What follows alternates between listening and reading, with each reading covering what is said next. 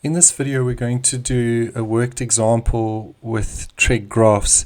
And so what we've been given is fx equals 2 sine 2x, and it's drawn in the interval between minus 180 and 180. Two quick things. 2 sine 2x means that the graph is happening twice as often. So the period would be 180 degrees before it repeats itself. So those are just two quick things in the back of your mind. Then we need to draw on the same set of axes the graph minus cos 2x. And so that's a cos graph also happening twice as often, but heading in the wrong direction. So instead of normally a cos graph would look a bit like a valley, now it's going to look like a mountain, but happening twice as often. So we should see two bumps. Like I explained in another video how to use your calculator, we're basically going to type this graph into our calculator. So we press mode, table, we type in the graph, and we're using that red alpha button and X. We're going to start where they tell us, so minus 180. We're going to end where they tell us, 180. And step, I'm going to go up in 45s. I just punched that in my calculator, and out it spits the answer of minus 180 minus 1, minus 135 and 0, 90 and 1, minus 45 and 0, 0 and minus 1, 45 and 0, and you start to see the pattern. So here we have our cos graph. It should have looked like a mountain, and it does. It should have happened twice, and it does. So there's our basic graph with which we're going to start answering the next few questions. Write down the maximum value of the f of minus 3. So what is the maximum value of the f graph? What's the highest it goes? It goes up to 2. And so if the highest it goes is 2, it's literally just 2 minus 3. So the max that graph would be minus 1. As simple as that. Determine the general solution. This will be a little bit more involved because we're now practicing our skills of general solution. And so to whiz through it, for starters, I obviously just make the two graphs equal to each other. Then I notice this is option 2, where you've got the same angle but different functions. And so the trick to get yourself out of option 2 in general solution is just to divide both sides by cos, whatever the angle is. So when I divide both these sides by cos, I end up getting tan 2x and minus 1.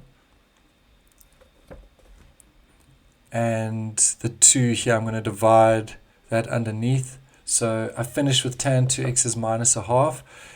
I'm going to tick the two quadrants where tan is negative, and I'm going to shift tan of minus a half, and I'm going to add 180 just to get an acute angle.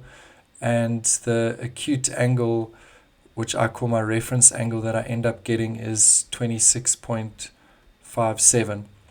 And so to get into the second quadrant, it's going to be 180 minus 26.57. And for tan, we do plus K180.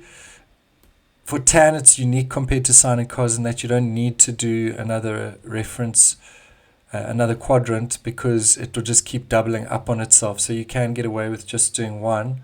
And that leaves me with a final answer of 76.72.